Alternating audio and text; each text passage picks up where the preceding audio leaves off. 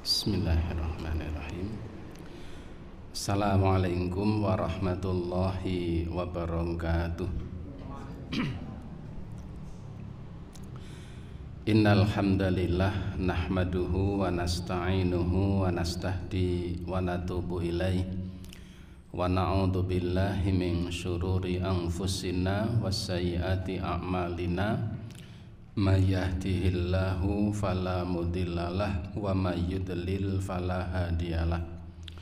Asyhadu an la ilaha illallah wahdahu la syarikalah wa asyhadu anna Muhammadan abduhu wa rasuluh.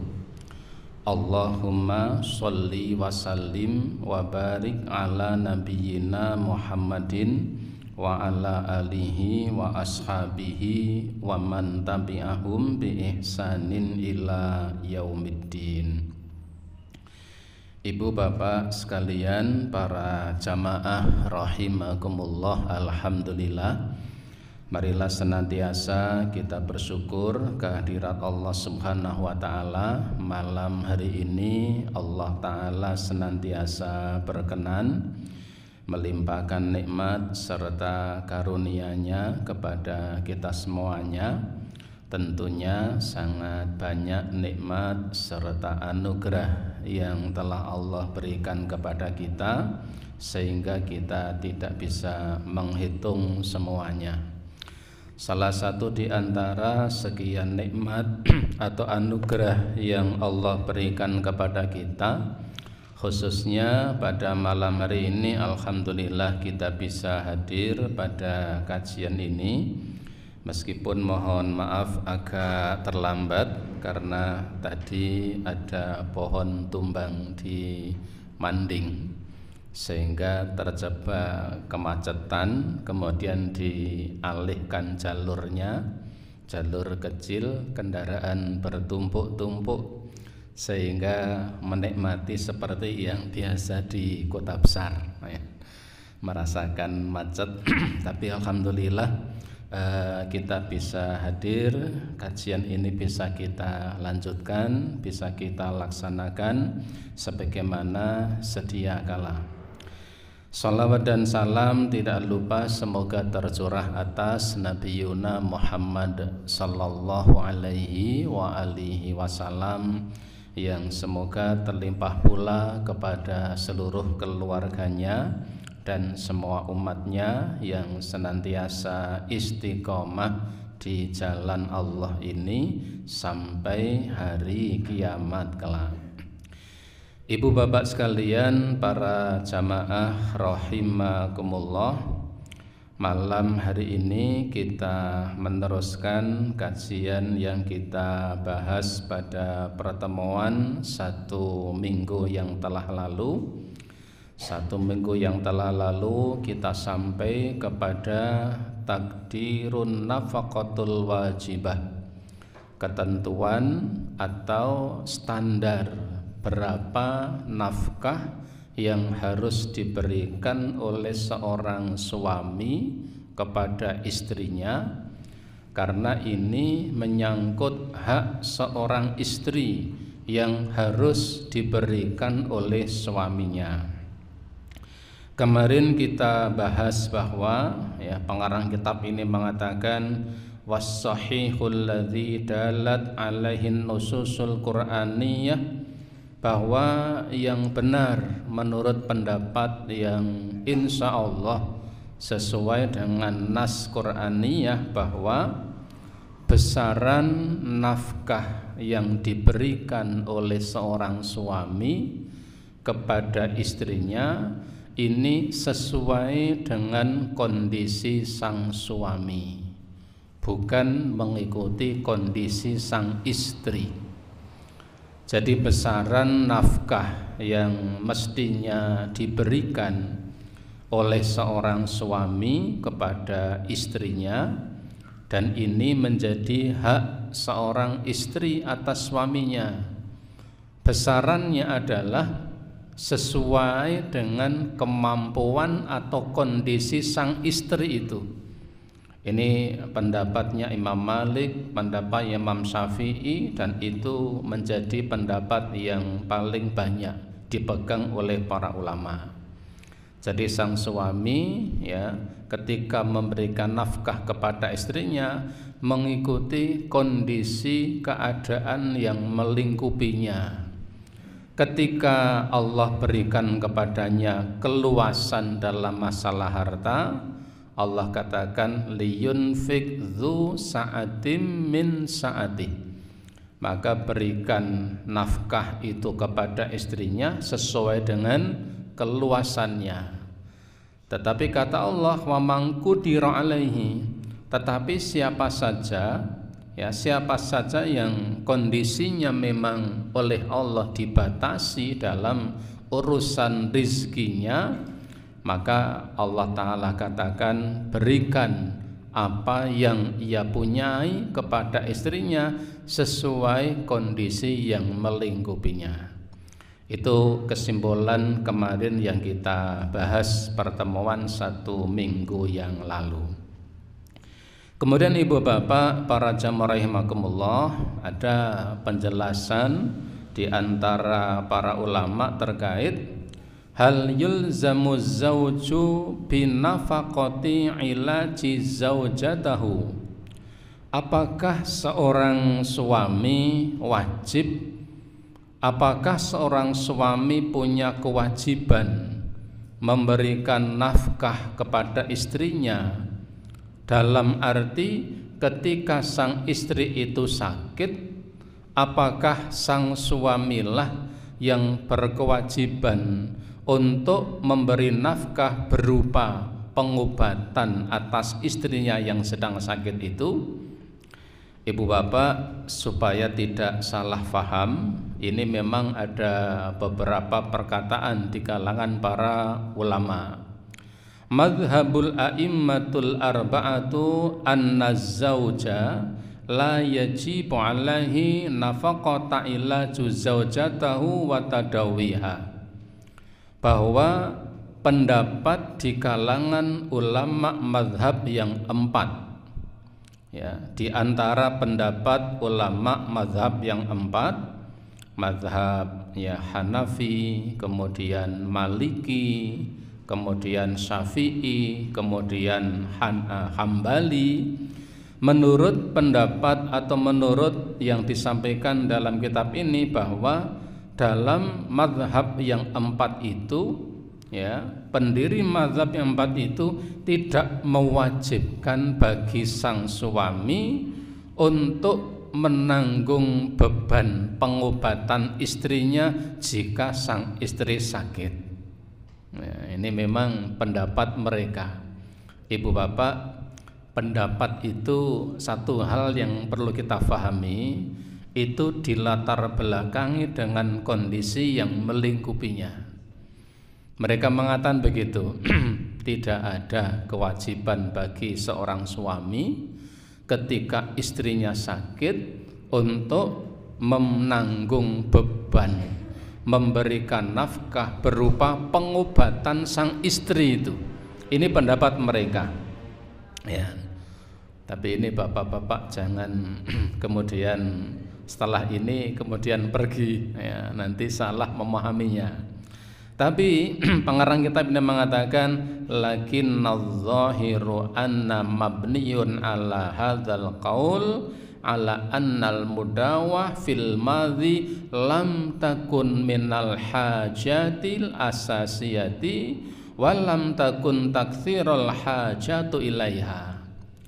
Kalau dilihat dari zahir pendapat mereka ini, bahwa pendapat mazhab 4 ini yang mengatakan bahwa sang suami tidak ada kewajiban untuk menanggung beban pengobatan istrinya jika istrinya sakit, pendapat ini pada zahirnya adalah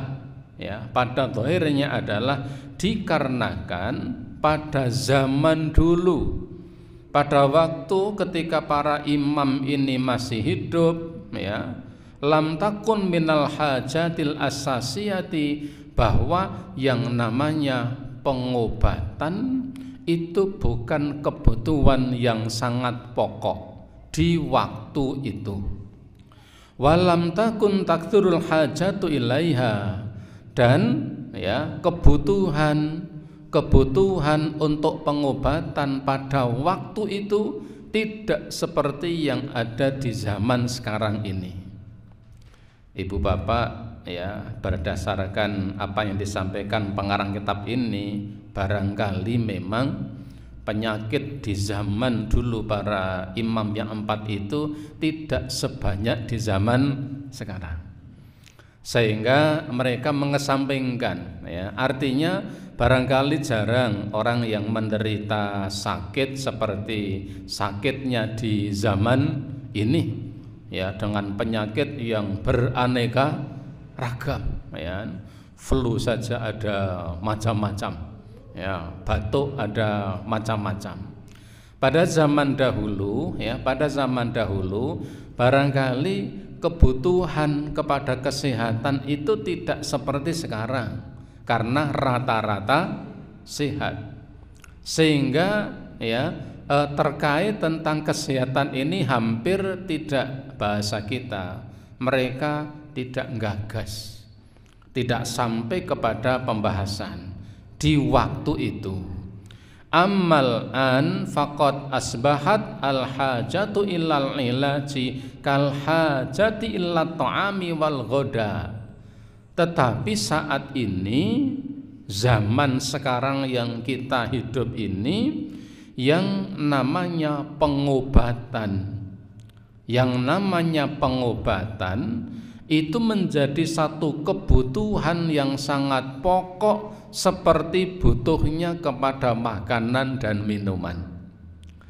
Jadi kalau para ulama Imam Madzhab 4 mengatakan bahwa seorang suami ini tidak ada kewajiban ketika istrinya sakit ini kemudian memberikan pengobatan, ini barangkali kata pengarang kitab ini, di saat itu, di zaman itu, kebutuhan kepada kesehatan itu tidak terlalu butuh, karena barangkali rata-rata mereka itu sehat, rata-rata mereka sehat.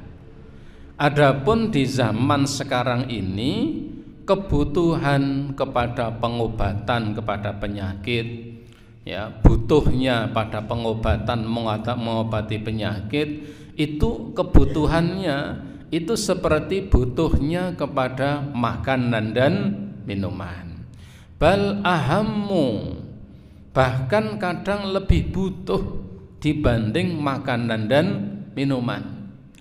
Jadi butuhnya kepada pengobatan itu zaman sekarang ini kadang lebih dibutuhkan dibanding ya sekedar makanan dan minuman. Li'annal maridha yafdhulu ghaliban ma yatadawa bi ala kulli syai'. Disebabkan sekarang ini orang sakit itu kadang lebih membutuhkan pengobatan dibanding sekedar makanan dan minuman. Bagi orang sakit, ya, sekarang ini kebutuhan kepada pengobatan itu lebih besar dibanding kepada kebutuhan akan makanan dan minuman. Apalagi fenomenanya, ya, di banyak tempat ini kan rumah sakit sekarang ini atau al-mustasfa, ya, mustasfa itu tempat untuk pengobatan. Kalau di tempat kita rumah untuk orang sakit. Jadi ini memang definisi, ya, sudah agak memang sudah disepakati begitu. Kalau mustasfa itu bahasa Arabnya itu rumah untuk pengobatan. Kalau kita rumah tempat orang sakit. Jadi butuhnya kepada kesehatan itu sekarang memang luar biasa.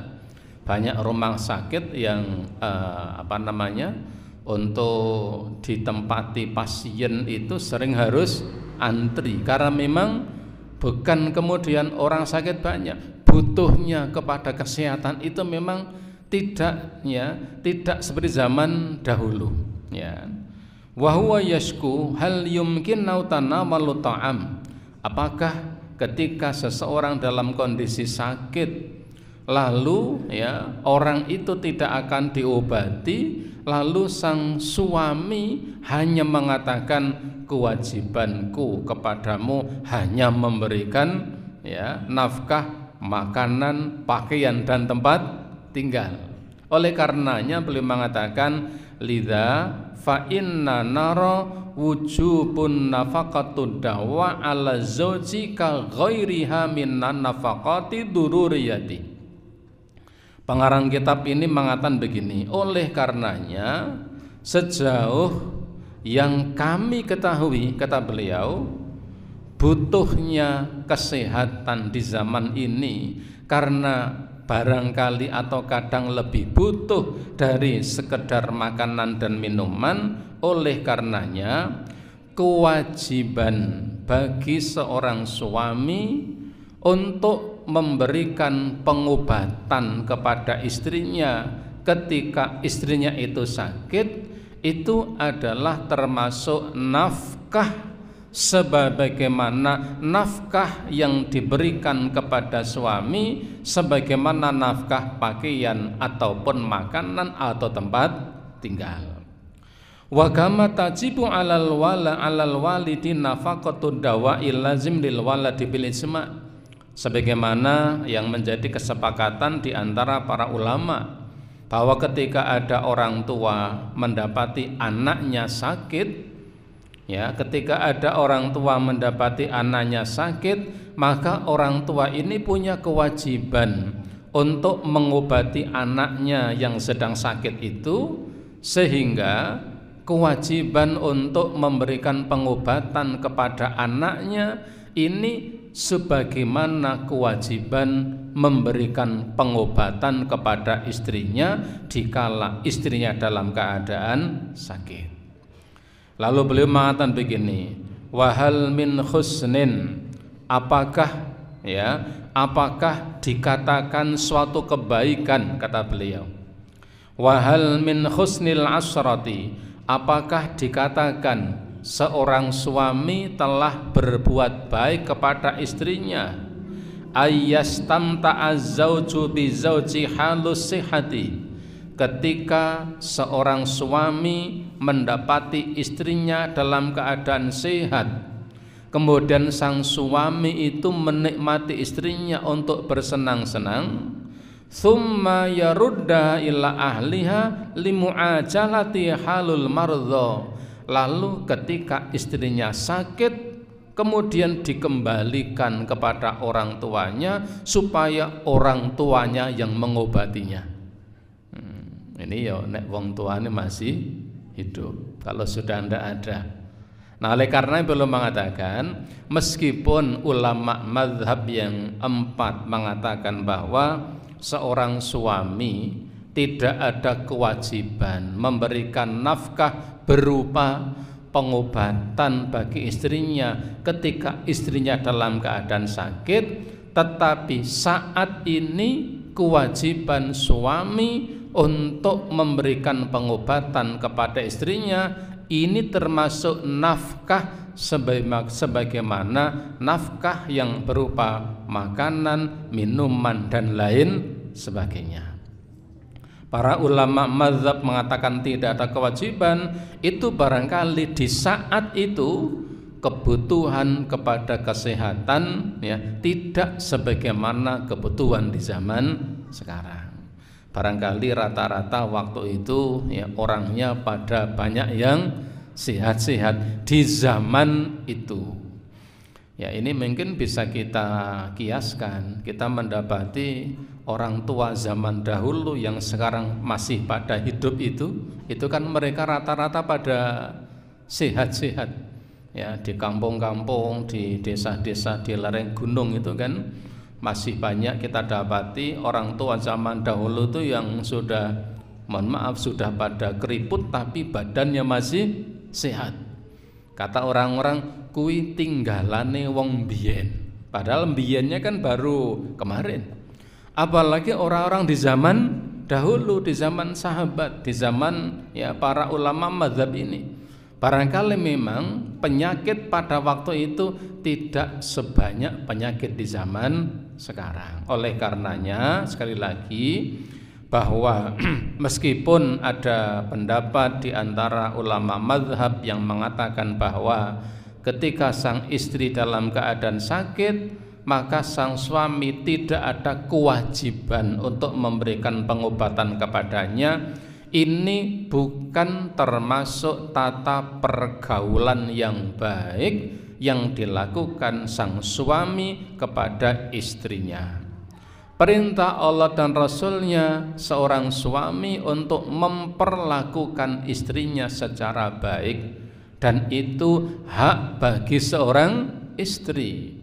Maka di antara muasyarah perlakuan yang baik itu adalah ketika sang istri dalam keadaan sakit, maka sang suamilah yang berupaya untuk menanggung beban bagi pengobatan sang istri itu. Bukan termasuk perlakuan yang baik jika sang suami mau dengan istrinya hanya di saat sehat, kemudian dikala sakit sang istri dikembalikan kepada mertuanya. Kalau sekarang ada seperti ini, ya bisa jadi viral, ya. Meskipun itu ada pendapat di kalangan para ulama. Kemudian wa ammal kiswatu, adapun ya kewajiban untuk memberikan pakaian, faqad ajma'a ahlul ilmi ala annahu tajibul kiswatu li zaujati ala zaujiha idza makanatahu min nafsi alal wajil wajibi alaiha. Adapun kewajiban seorang suami untuk memberikan nafkah yang berupa pakaian kepada istrinya, maka pakaian yang dimaksud adalah sebagaimana yang dipakai oleh sang suami dengan mengikuti situasi dan kondisi yang melingkupinya. Artinya berlaku kalimat ya bil ma'ruf, sebagaimana firman Allah Ta'ala ya di dalam Al-Quran. Allah berfirman dalam surat Al-Baqarah ayat 233. Allah mengatakan wa 'alal mauludi lahu rizquhunna wa kiswatuhunna bil ma'rufi.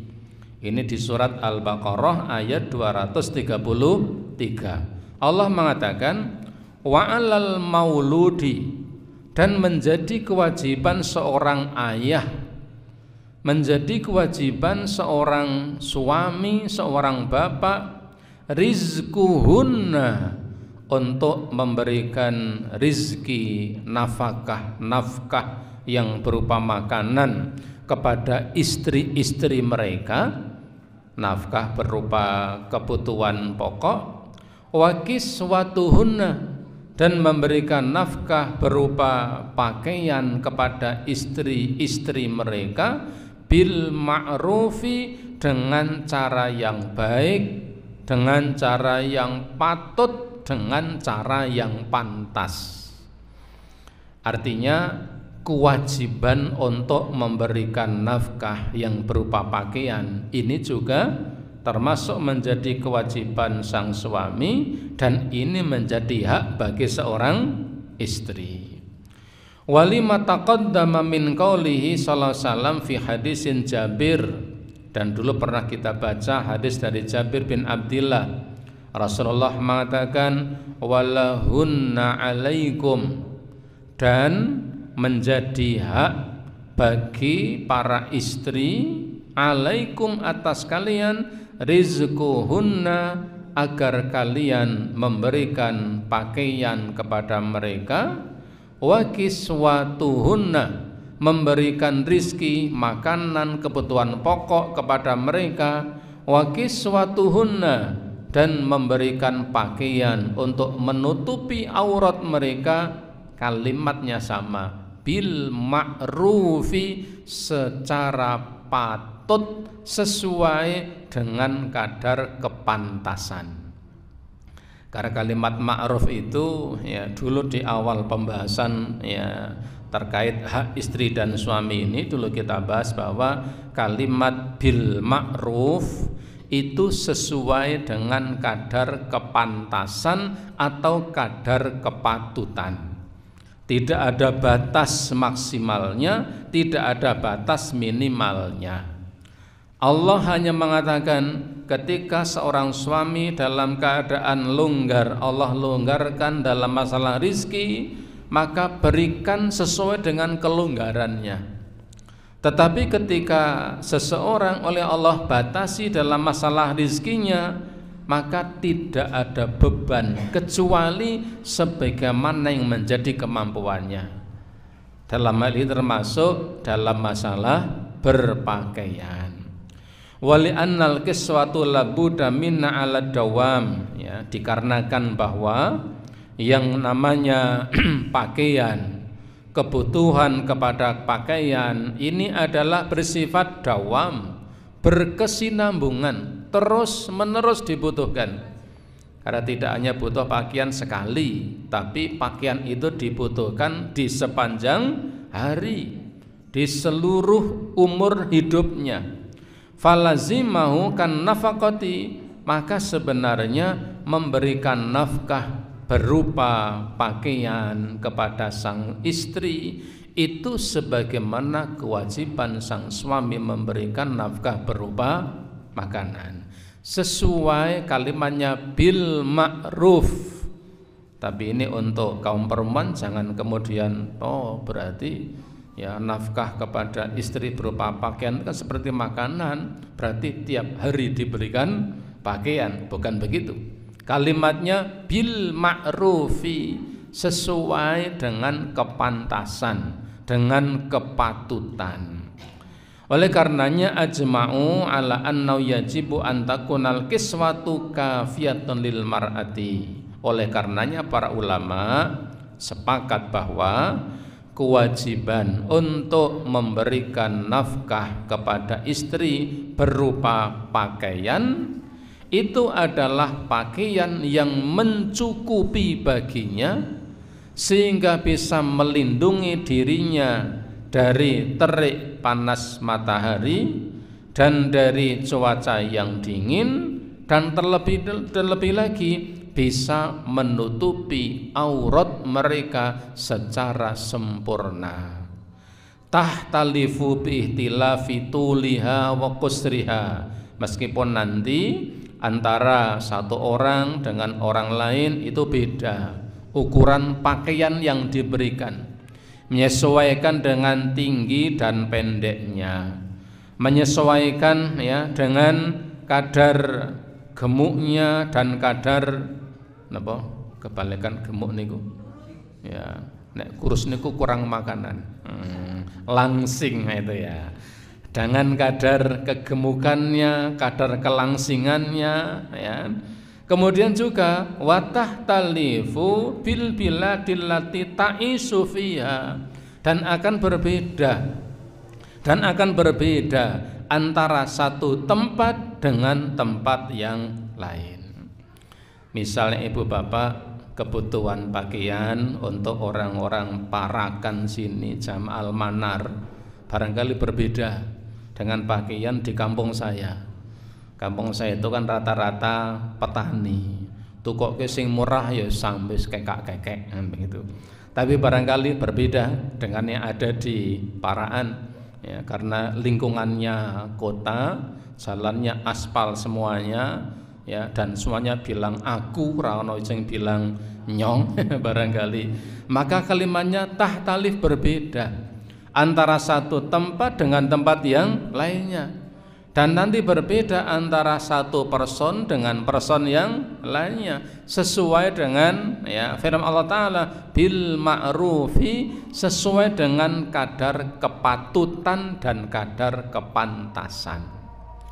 Oleh karenanya sekali lagi, karena kebutuhan akan pakaian ini ya bersifat dawam, berkesinambungan, terus dibutuhkan, maka ini menjadi kewajiban bagi seorang suami sebagaimana kewajiban memberikan nafkah yang berupa makanan.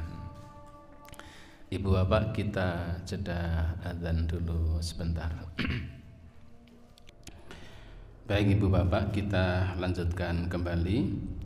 Kemudian faidah beliau pengarang kitab ini mengatakan, lau kasaha zauju summa talaqaha aw matat qabla an tubla thiyabu falistarja'uha.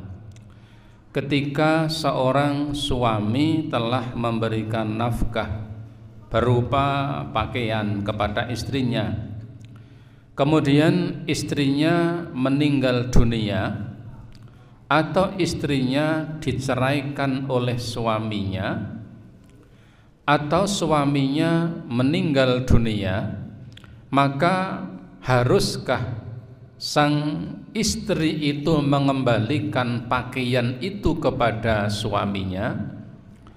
Atau mungkin dengan dua kasus kejadian. Ketika seorang suami telah memberikan nafkah berupa pakaian kepada istrinya, lalu istrinya meninggal dunia atau istrinya dicerai, bolehkah sang suami mengambil kembali pakaian yang telah diberikannya?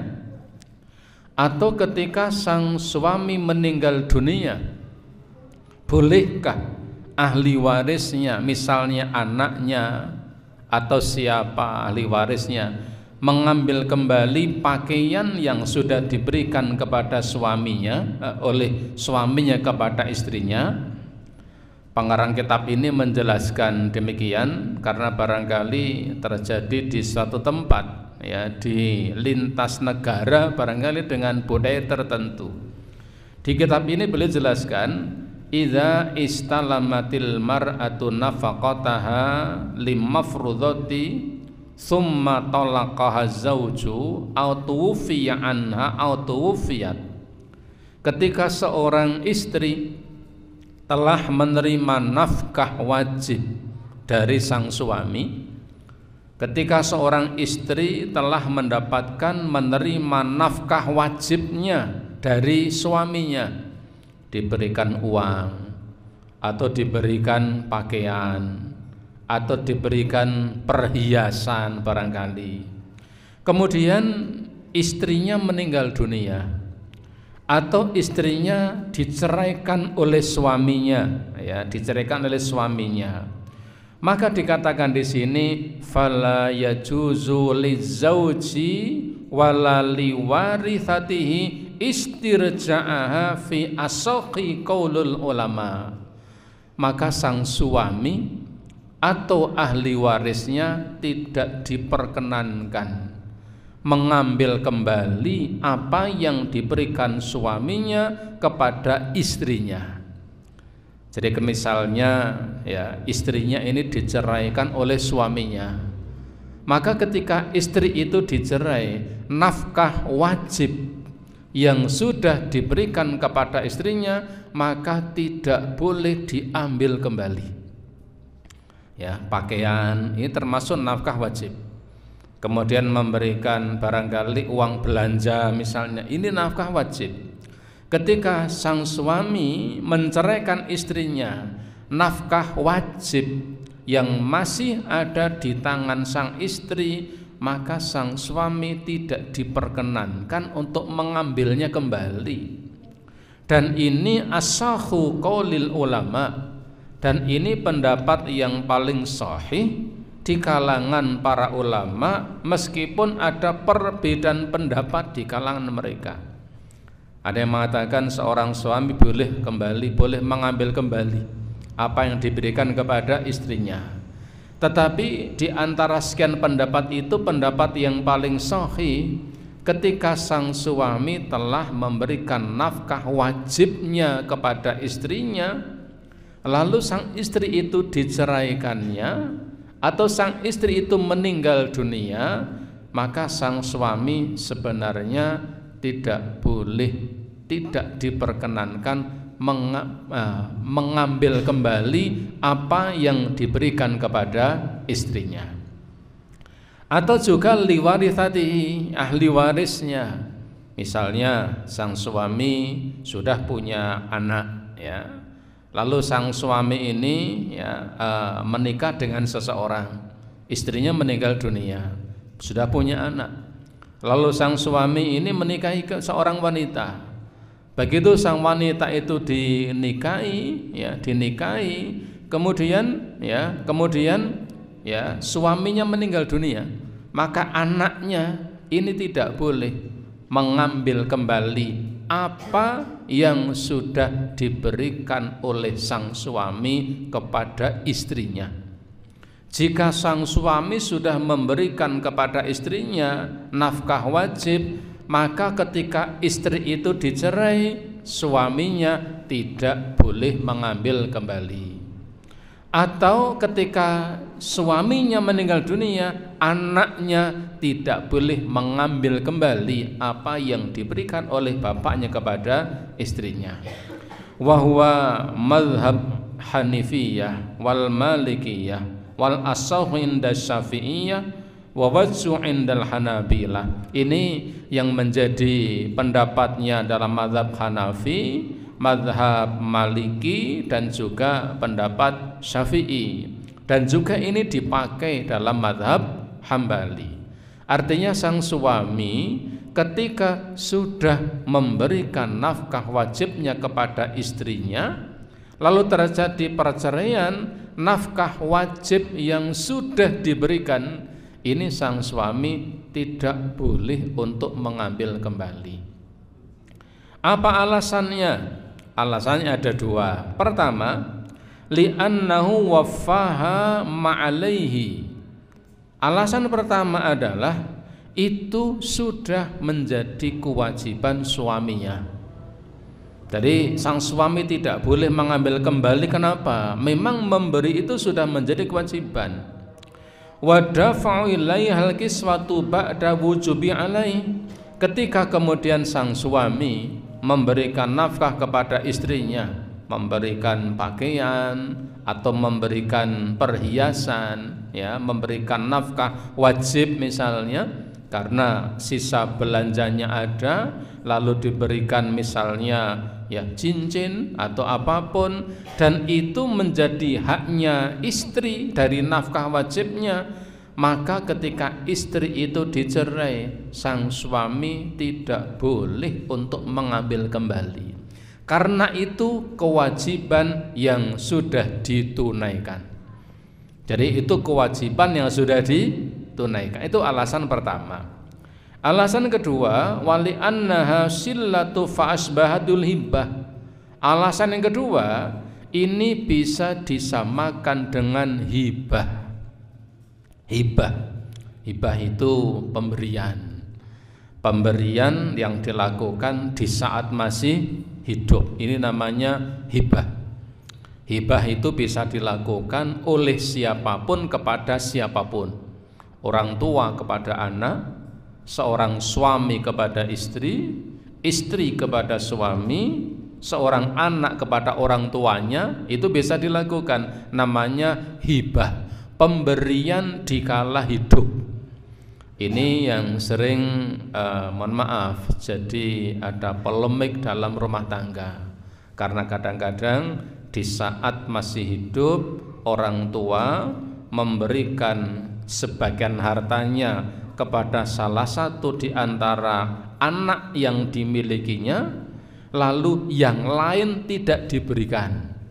Sehingga ketika meninggal dunia, ya, orang tua meninggal dunia, anak-anak yang belum mendapatkan pemberian dari orang tua dikala masih hidup, maka pembagian warisnya akan ada persoalan.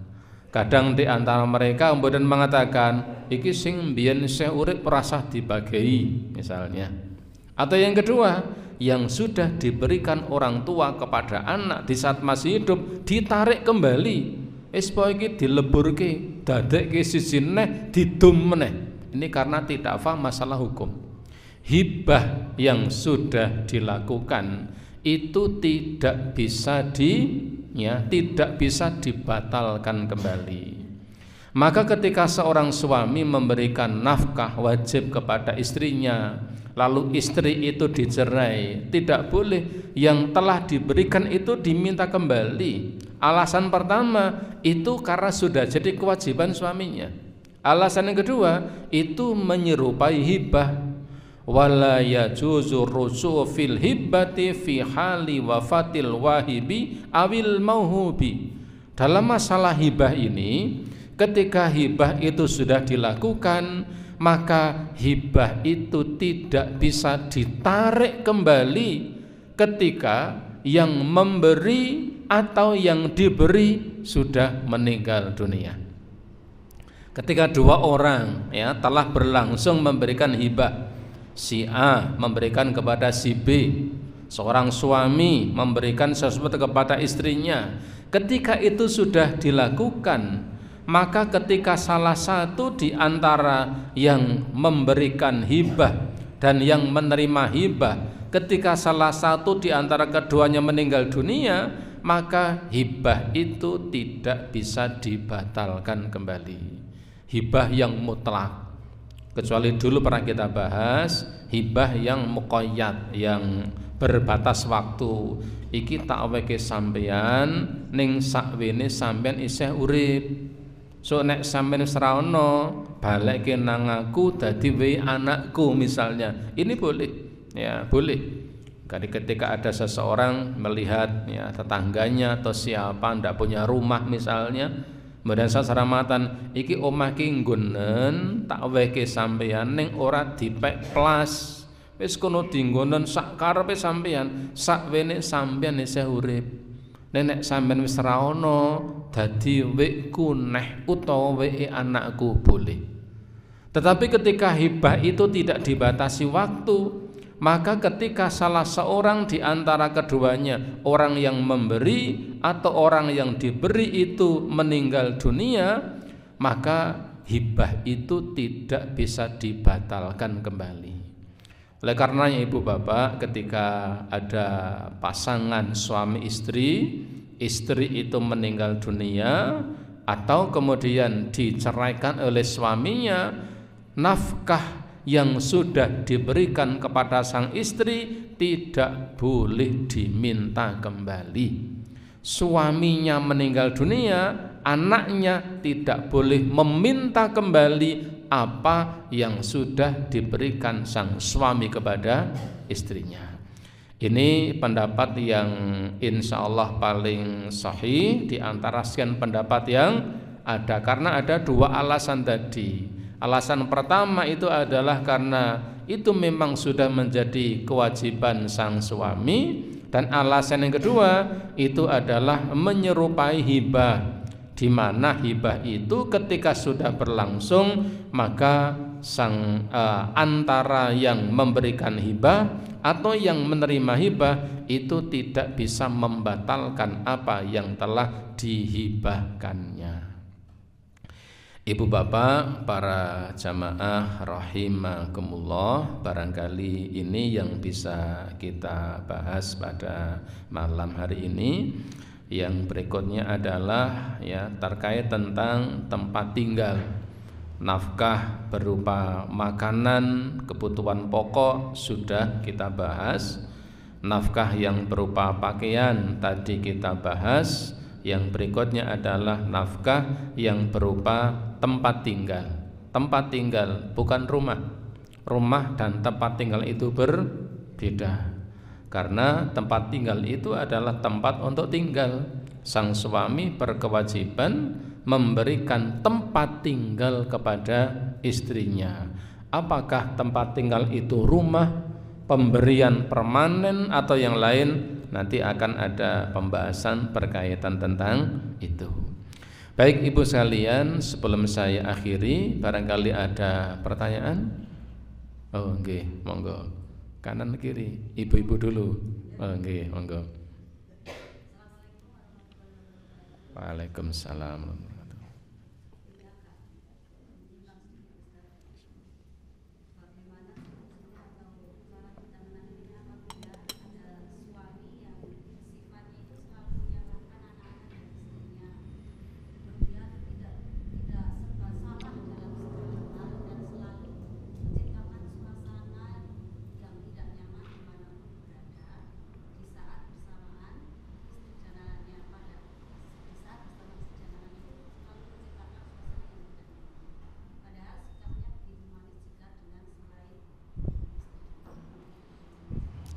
Oke, baik, terima kasih.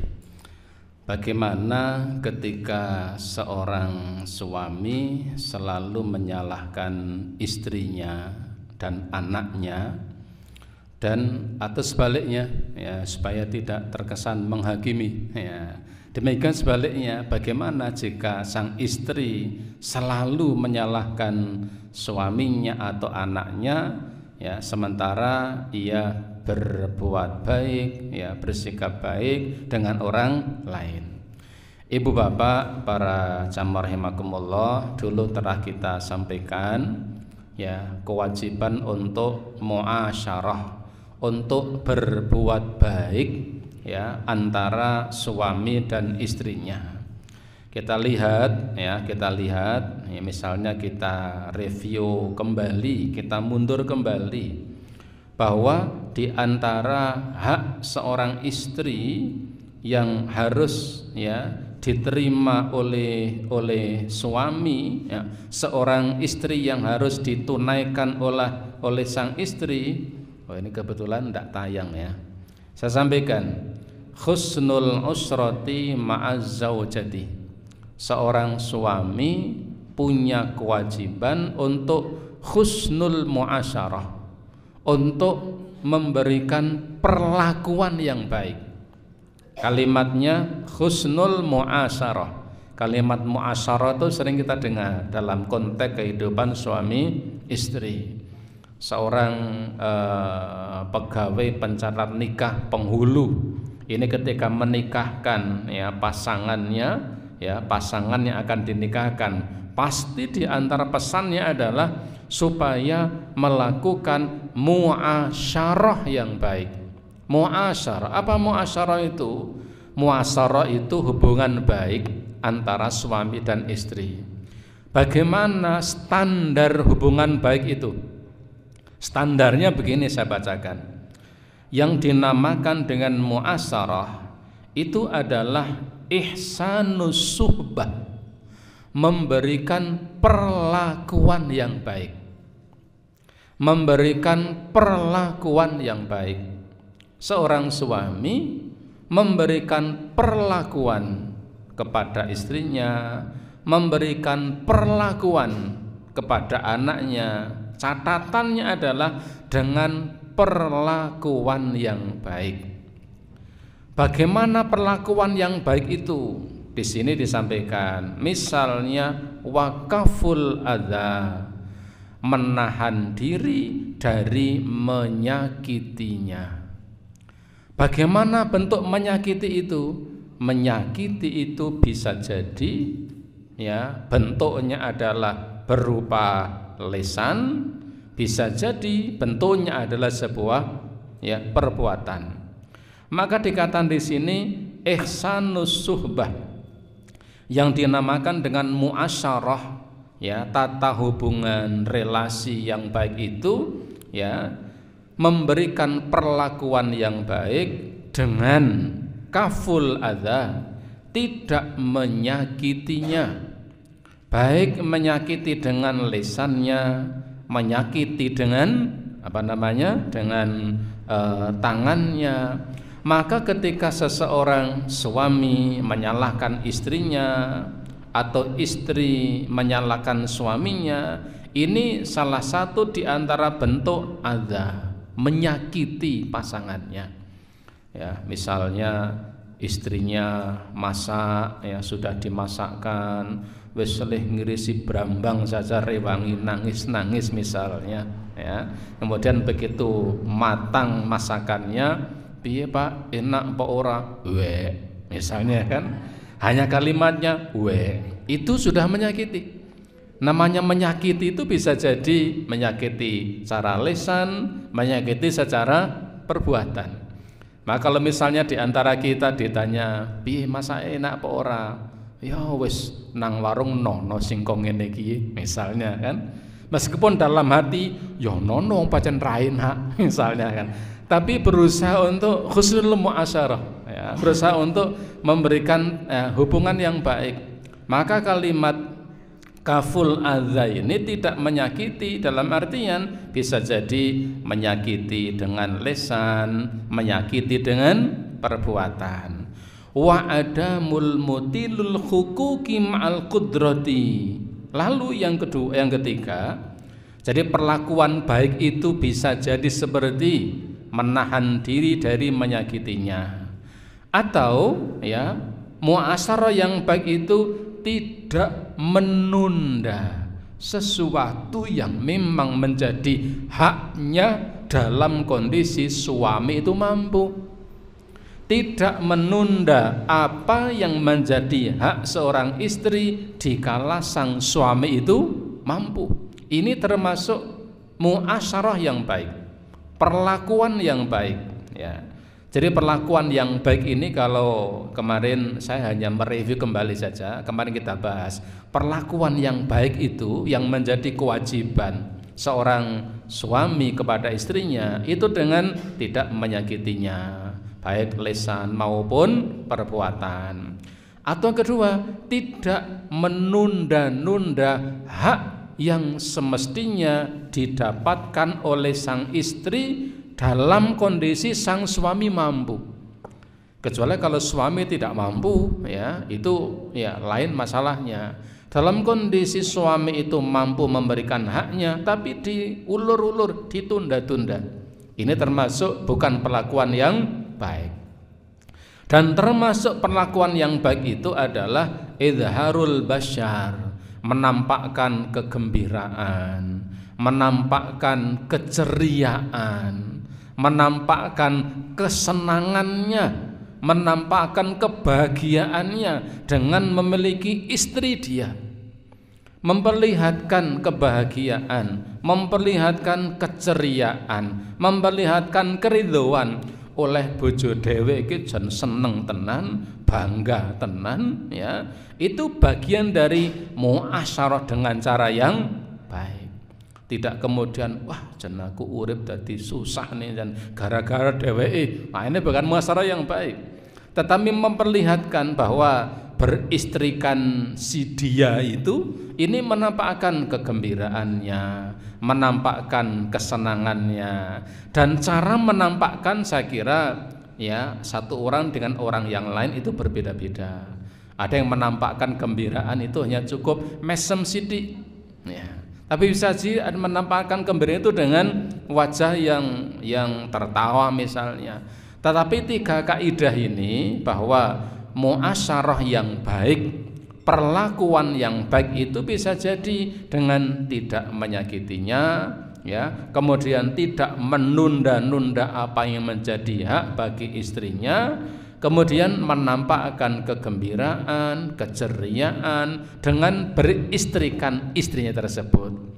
Ketika tiga hal ini tidak terpenuhi, maka berarti kewajiban untuk memberikan perlakuan yang baik belum terpenuhi. Jadi ketika misalnya pasangan menyalahkan yang tidak ada alasannya sehingga itu kemudian menyakitinya, barangkali wallahu alam, barangkali itu termasuk bagian dari memberikan perlakuan yang baik belum sempurna. Kalimat ini bagi saya ini sangat bagus.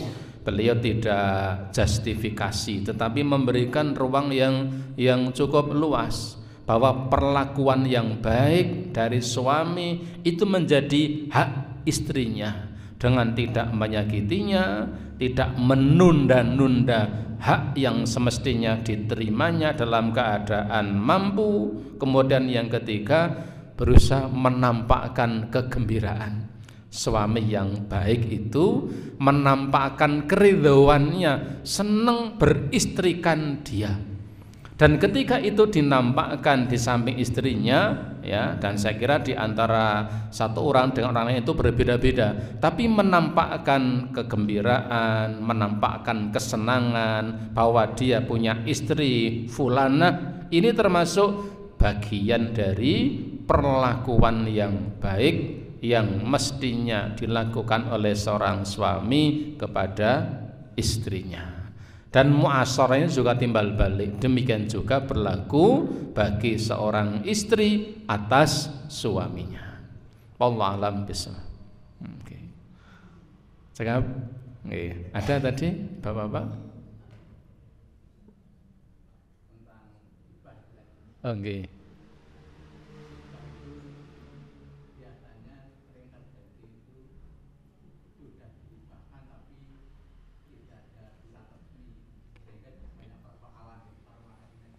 Oh, nggih. Nggih, hibah itu tidak dilakukan secara resmi sehingga banyak persoalan. Ibu bapak, kaidah dalam Al-Qur'an ya, kaidah dalam Al-Qur'an terkait muamalah seperti hutang dan lain sebagainya memang sebaiknya dilakukan secara tertulis. Itu salah satu di antara solusi. Maka ibu bapak sebenarnya pernikahan kemudian ada buku nikah itu tidak ada dalam Al-Quran dan Sunnah kalau kita mau runut.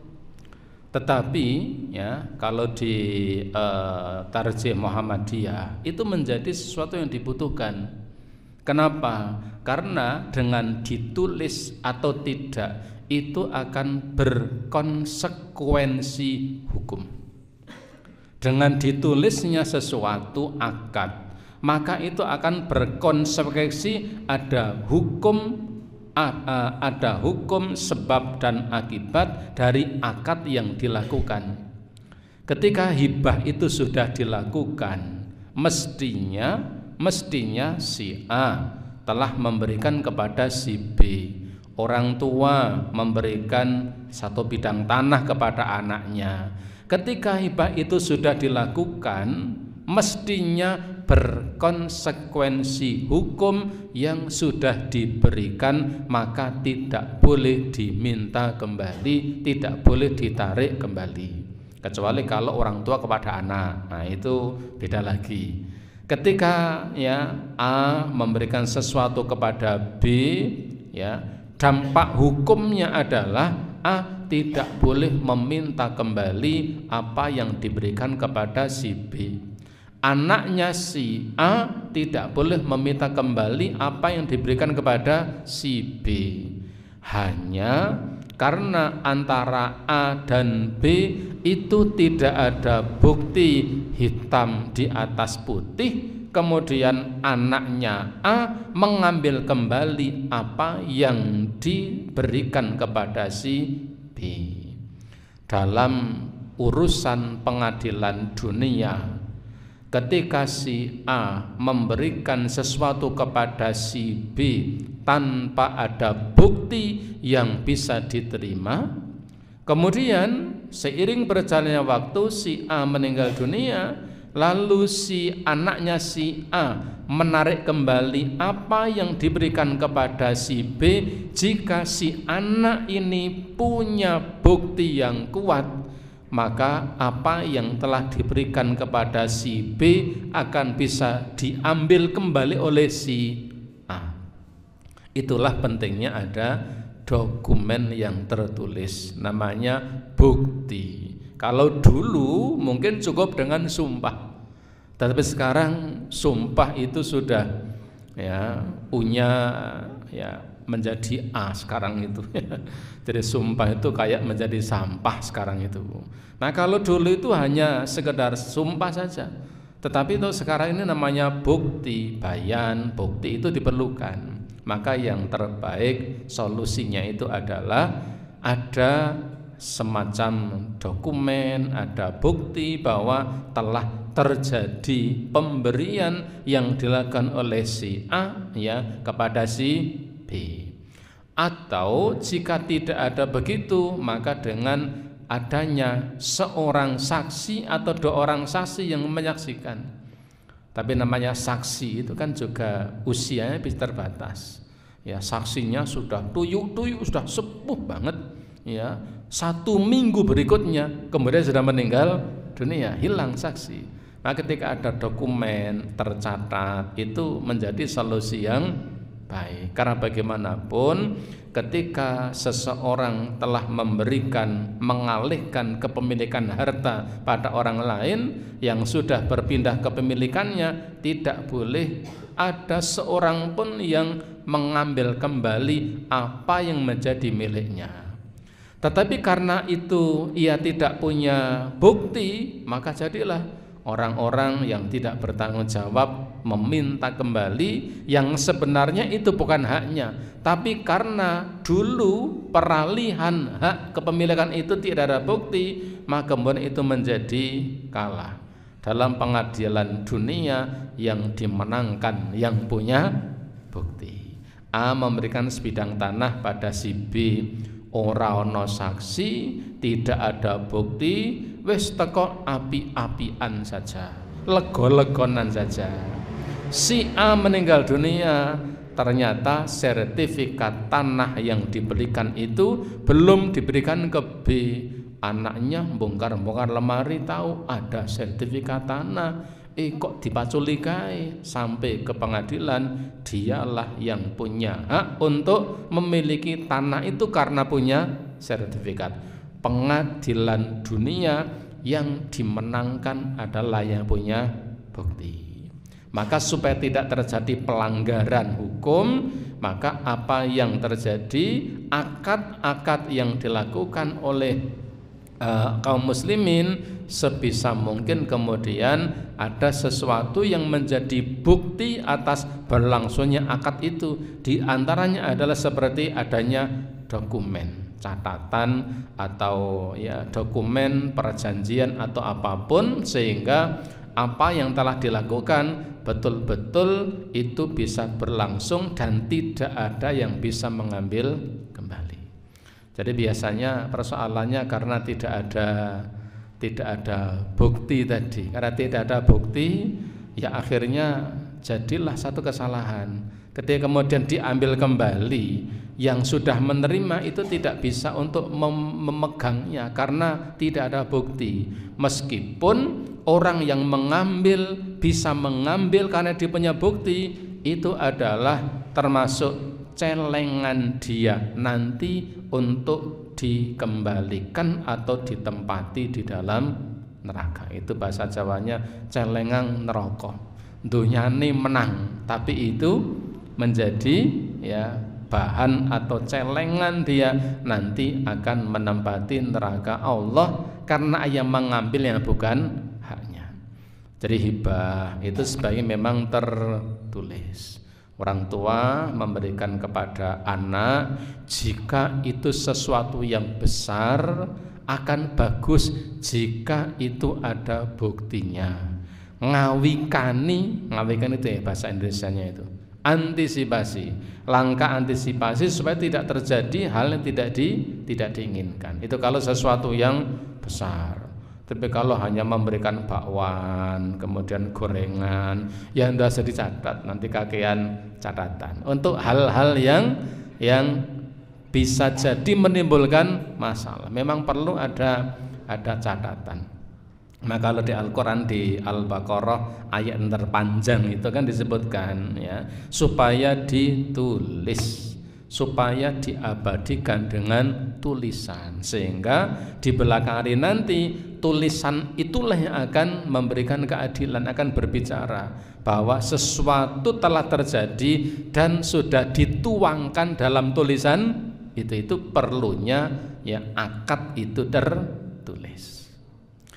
Wallahu alam bisawab. Ya, kita lanjutkan pada waktu yang akan datang, dan mari kita akhiri dengan doa kafaratul majlis bersama-sama. Subhanakallahumma wa bihamdika asyhadu an la ilaha illa anta astaghfiruka wa atubu ilaik. Bila taufik wal hidayah. Wassalamualaikum warahmatullahi wabarakatuh.